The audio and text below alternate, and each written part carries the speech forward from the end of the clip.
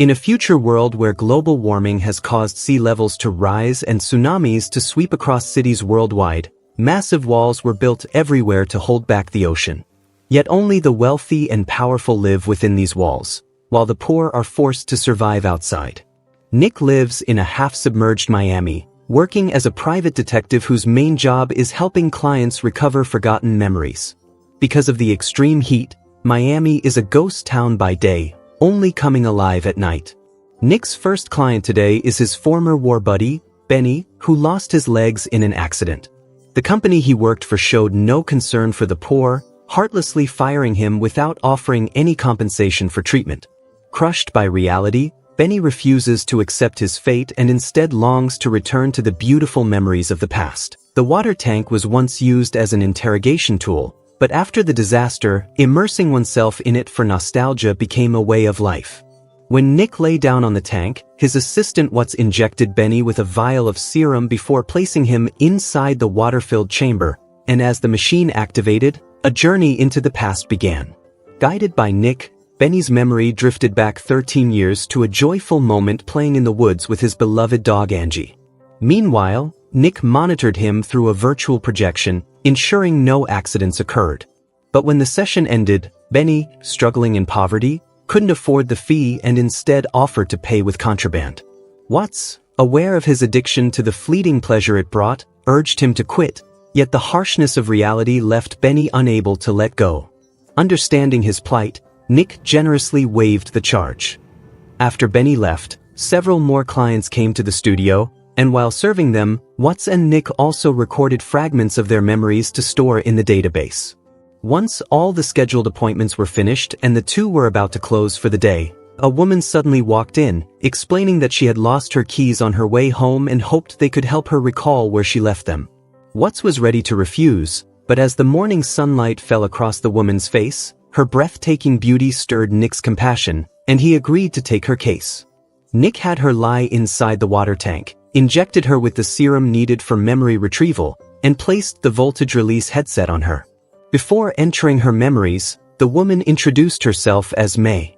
Guided by Nick, her recollections resurfaced, showing her morning routine, waking up, getting dressed, and placing the keys inside her bag. The scene then shifted to her workplace, where May was seen in the locker room, taking the keys out of her bag, making it clear she had left them there. Watts thought it was time to wake her, but Nick stopped her, for he noticed May's expression as she left the locker room, her face etched with fear and panic, so he decided to follow the memory further. May forced down her emotions, put on a smile, and stepped onto the stage, revealing herself to be a lounge singer at a hotel. Enchanted by her voice, Nick found himself gradually drawn in. After her session ended, when Nick shut off the studio's power to leave, Watts noticed that May had left behind a pair of earrings. Since the sun had already risen, Nick could only set them aside before hurrying home to rest. Soon night fell again, and another day began. Beyond his detective work, Nick also had a special side job, helping the district attorney's office by creating dream reconstructions to collect evidence from suspects. Walter, Miami's most notorious landlord, wanted to acquire a piece of land cheaply and had allegedly burned it to the ground. But Walter denied everything, and although the prosecutor hoped to prove his guilt through memory retrieval, Walter's frail health made it impossible for him to endure the water tank process. With his lawyer's support, Walter easily slipped away from justice.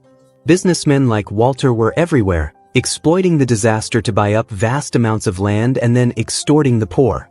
After leaving the prosecutor's office, Nick went to the bar where May worked, intending to return her earrings but also hoping to uncover why she had been crying before going on stage the previous night. May was puzzled by his question, believing his job had only been to help her find her keys. Nick gave no explanation. Instead, he proposed a small demonstration, asking her to close her eyes and answer his questions. Guided by him, May's memories resurfaced, allowing her to relive moments of happiness, and in doing so she began to open her heart to him. Later, Nick walked May home, and though he turned his back, she could still feel the heat of his gaze. Drawn to it, she leaned in, and passion quickly ignited between them. Yet afterward, all of it became nothing more than memories Nick used to numb himself, memories that, as it turned out, belonged to months long past. 4 months, Nick had been drowning in memories of May, relying on the tank every day to relive their past together, to the point where even Watts couldn't stand watching him waste away and urged him to face reality. But Nick refused to accept that May was gone. Months earlier, May had mysteriously vanished without a word, settling her rent with the landlord and moving out of her apartment. Watts dismissed it as nothing more than the behavior of a heartless woman, but Nick was convinced she must have run into trouble. Meanwhile, the studio itself faced even greater problems. A rival had stolen their business, leaving them without new clients and abandoned by their old ones. Normally, ups and downs in business were to be expected, but now the stakes were higher. The dam protecting their district was on the verge of collapse, and without money, they had no chance of surviving the coming disaster. Prosecutor Avery arranged a new job for them, and Watts told Nick to get some rest before preparing for the work ahead. But Nick remained stubborn, still obsessed with searching for May's whereabouts, refusing to stop until he found a clue. Desperate, he even lay back in the tank to revisit their memories, where he noticed bruises on May's hand. She brushed it off, saying it was just an accident at work. Later, he took her through a park to a tall tower only he knew about, where they looked out over the flooded city and shared a tender, romantic moment, until an alarm jolted Nick awake. Just then, a frantic knock echoed at the door, but when Nick rushed outside, no one was there. As he turned to go back inside, he spotted May's old pendant lying on the ground. Convinced she had returned to find him, he clung to the hope she was still near. Soon after, he and Watts went to the prosecutor's office, where their new target was Fox, a contraband dealer working for a crime boss named St. Joe. Avery wanted Nick to extract St. Joe's location from Fox's memories. But after 12 hours of effort, there was no progress. Fox's mind resisted Nick's probing. To break through, Nick deliberately guided him into a pleasant memory, and the tactic worked. Using the fragments revealed, they tracked down a bar, and inside, they finally saw St. Joe. They appeared to be in the middle of some kind of deal when, to Nick's shock, May showed up in Fox's memory. According to the timeline, this scene had taken place 5 years earlier, and it revealed that St. Joe had been captivated by May. He ordered Fox to bring her to him and even offered contraband as a gift. At first, May resisted, clearly uncomfortable with drugs, but when Fox pressured her, telling her not to refuse a toast only to drink punishment wine, St. Joe grew furious at Fox's disrespect and gave him a brutal beating. Under the weight of St. Joe's authority, May had no choice but to swallow the pill. When Fox next saw her in his memory, May had already fallen under the drug's grip and become one of St. Joe's people. Yet desperate to escape that control, she secretly stole Joe's pills and used a weapon to knock Fox unconscious. From this, Nick realized where he needed to search. Ignoring Watts's attempts to stop him, he boarded a train to New Orleans and went straight into St. Joe's territory, pretending to be a friend of Fox. But St. Joe was no fool. He had once been a soldier like Nick and saw through the lie almost instantly. He ordered his men to seize Nick, then tortured him, demanding to know who he was working for and why he had come. With no other choice, Nick confessed the truth, but St. Joe only laughed, saying he hadn't seen May in a long time and that both of them had merely been his pawns. Seeing Nick in such a pitiful state, Joe mocked him and was seconds away from ordering his men to kill him when, suddenly, Watts burst in alone. Using her exceptional combat skills, she fought fiercely against the gangsters. Joe, calm and collected, drew 2 pistols, but Watts seized the moment and fired a shot that shattered the glass of the tank, freeing Nick, who quickly took down 2 of Joe's men. Realizing the tide had turned, Joe aimed his gun at Nick, but he had forgotten about Watts behind him. She fired a shot straight into his chest, piercing his lung. Without immediate treatment, he would soon bleed to death. At last afraid, Joe begged Watts to finish him quickly. A single gunshot ended it, and Nick and Watts left Joe's hideout together. Yet despite surviving the ordeal, Nick still hadn't found May. In his memories, May had told Nick that after the sinking in London, she had fled to New Orleans, but the city was filled with too many painful memories, so she eventually came to Miami. When she first arrived, she had no one to rely on until an accident led her to meet a woman named Frances, who took her in and helped her survive that difficult period.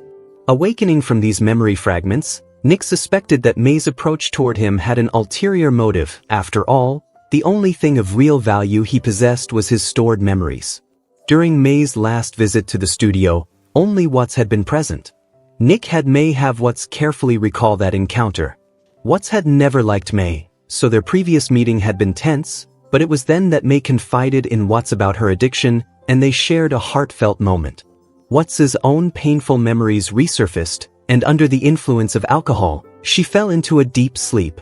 Seizing the opportunity, May stole the keys and slipped into the vault. Having spent several months with Nick, she had already learned the vault's combination. After searching for a while, Nick discovered that his client Elsa's file was missing. Elsa, a very poor woman, had apparently been targeted by May, and Nick wanted to understand why. He went to the slum where Elsa lived, carrying her photo and asking around. Eventually, he found one of Elsa's friends, only to learn that Elsa had been killed. On that day, while cleaning, a man had murdered her. Since then, Elsa's son, Freddie, had also disappeared, reportedly taken by a red-haired woman, Smith. This revelation made May's true intentions even more mysterious to Nick.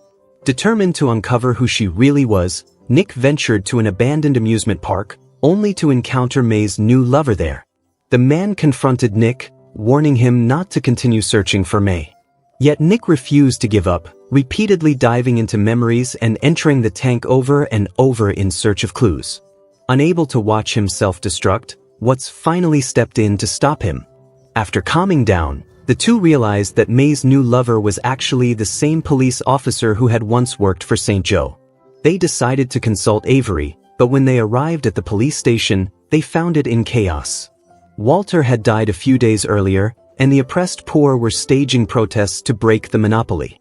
Amid the crowd, Nick noticed Walter's wife and realized he had encountered her long ago. She had been a client when he first opened his studio. Nick sent Watts to question Avery for clues while he returned to the studio to examine Elsa's memory copy. When Watts came back, she revealed that the officer's name was Booth, who had recently been working for Walter. At that moment, Nick had a sudden realization. Within Elsa's memory, he recognized a very familiar voice, Walter's. This meant that Elsa's son was actually Walter's illegitimate child. Nick believed that Walter had hired May and Booth to eliminate Elsa and Freddie, though he had no evidence to prove it. When Nick insisted on investigating further, Watts warned him it was too dangerous and that there was no need to risk so much for May. But Nick ignored her concerns, even bringing up Watts's own scars and urging her to leave him to find a better life.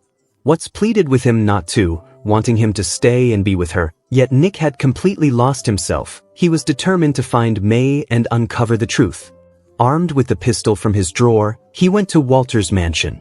Before he could even state his purpose, the butler anticipated his intentions and led him straight to Walter's wife, Sylvan. Sylvan lived entirely in the past. To meet her, one had to wear the designated suit and step into a home arranged to reflect the happiest moments of her life, endlessly reenacting the past. Nick, however, refused to play along. He forced her to face a mirror, shattering the illusion, and when Sylvan saw her aged reflection, she finally awoke from her nostalgic trance. Sylvan was not surprised at all by the affair between Elsa and Walter. She had known about it for a long time. As Nick had suspected, it was Walter who had ordered the elimination of Elsa and Freddie, and Booth's accomplice, May, was involved as well. Nick had intended to find out where the two were hiding, but Walter's son spotted him and immediately had security throw him out. After narrowly saving his life, Nick went to the docks and bought a boat, setting off for the slum where the Wanderers lived, the old recycling yard. The place was a chaotic mix of people from all walks of life. Soon, Nick spotted a figure resembling May and followed it upstairs, only to realize it wasn't her. After chasing the woman away, he confronted Booth, demanding to know May's whereabouts. Booth remained completely unflustered, spouting various inhuman threats. Seizing an opportunity, he smashed a window in an attempt to escape. Nick gave chase onto the rooftop, but was ambushed and disarmed. The two then engaged in a fierce battle atop the building. After Booth shoved Nick, he leapt from the rooftop to the adjacent building, narrowly escaping. Determined, Nick made a bold jump as well, managing to grab a railing just in time to avoid falling. He climbed through a window and carefully moved through the room, soon encountering Booth again. The two engaged in another brutal fight, fighting their way from the upper floor down to the ground. Booth wanted no prolonged struggle, but Nick relentlessly pursued him. The room's floor was already flooded, adding to the danger. Ultimately, Nick gained the upper hand, pinning Booth's hand under a piano. With a strong push, the decayed wood collapsed, sending Booth sinking beneath the water. But killing Booth would mean losing any lead on May, so Nick took a deep breath, dove in, and freed Booth's hand. To his shock, Booth turned on him, attacking Nick underwater and finally kicking him aside. Just as Nick's life seemed on the brink of ending, a ray of light pierced through the water, and in a daze, he thought he saw May's face. That vision gave him the strength to keep swimming, and he finally made it to the surface. Booth, believing Nick had died, hadn't fled. He sat among the ruins, gazing at the earrings May had left behind. Silently, Nick approached from behind and injected a vial of serum into Booth's neck. When Booth awoke, he found himself in Nick's studio. Determined to find May, Nick began probing Booth's memories. Guided by Nick, Booth's recollections returned to the day he had been searching for May. In an alley, he had confronted her and mentioned St. Joe. May, holding a pepper spray, barely recognized him as the same police officer from before and assumed he had been sent by St. Joe to capture her. In reality, Booth had come only to discuss a collaboration, presenting her with a business card that instructed her to approach Nick. Finally, Nick realized that everything had been part of May's plan. Not only that, she had deliberately approached Benny to learn all about Nick's preferences. The songs she sang at the bar were all chosen based on her prior research, and the lost keys had been nothing more than an excuse. She and Booth had been rehearsing their encounter, but unforeseen events later occurred. May truly fell in love with Nick, and months passed in the process. Booth, having completely lost patience, began pressuring May to retrieve what he wanted. During one of their arguments, bruises appeared on May's body. Once Booth successfully obtained the memory storage, his ties with May were severed completely. The man who had killed Elsa was, in fact, Booth himself. Elsa could never have imagined that Walter had orchestrated her murder. After settling that matter, Booth shifted his focus to Freddy. Just as Booth was about to capture Freddy, May suddenly appeared, spraying him with pepper spray to disrupt his actions. She then whisked Freddy away onto a yacht, escaping to safety. Nick felt a deep sense of relief seeing them go, realizing that May had finally acted on her conscience. She wasn't entirely a villain. However, at that moment, Booth began struggling inside the memory tank. Nick quickly guided him into a new memory, and in the unfolding scene, he discovered that May had indeed come looking for him back then. But because he hadn't opened the door in time, Booth had captured her. From that day onward, after Nick had rescued Freddy, Booth had been waiting outside the studio to catch May. To prevent Nick from discovering the truth, May had no choice but to leave with Booth voluntarily, leaving behind her earrings as a clue before departing. As the scene shifted again, May and Booth appeared in the old recycling yard. After forcing May to take the contraband, Booth used Nick as leverage to make her reveal Freddy's whereabouts. But May refused to say a word. She even stood up and spoke to Booth the same words she had once told Nick. She had anticipated that Nick would come looking for her, and the place where Freddy was hidden was exactly the house she had mentioned to Nick. Unable to contain himself any longer, Nick entered the virtual projection, facing May directly. Listening to her confession, his heart sank once more. When May touched Booth's face, Nick felt as if he could sense the warmth of her hand. She kissed Nick one last time, whispered, "I love you," and then attacked Booth. Taking advantage of his momentary shock, she leapt from the upper floor, escaping before he could react. Nick could only watch helplessly as his lover fell, powerless to stop it. The enemy stood right before him, but this time Nick had no intention of killing Booth. He wanted him to endure far greater suffering. He began guiding Booth into his most painful memory, the day he was disfigured. As the scene shifted, Booth appeared before him, unscarred. It turned out that because Booth had been secretly stealing St. Joe's goods, he was discovered, and St. Joe had sent 2 henchmen to eliminate him. They set him ablaze. Under Nick's guidance, Booth's future would be spent trapped in this endless torment. After turning the current to its maximum, Nick walked away without looking back and went straight to Walter's mansion. Standing before Walter's son, he pulled out his gun, forcing him to sit, and revealed the truth. It turned out that Walter's son, unwilling to share the family inheritance, had orchestrated everything through Booth. Sylvan's earlier comment that her husband disliked sharing had been a confusion between her husband and her son. When the truth came to light, Walter's son tried to bribe Nick with a sum of money, but Nick refused. He had already informed the police of Freddy's hiding place. After revealing everything, Nick walked away with composure. Everything was finally over.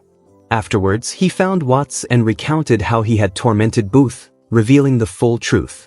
He asked Watts to report everything to Avery and apologized for his previous harsh words. After completing all of this, he began the journey home. The decline of the Walter family plunged the city into chaos. Upon returning to his studio, Nick lay down in the memory tank once more. This time, he had no intention of waking. He wanted to spend the rest of his life repeatedly meeting and loving May.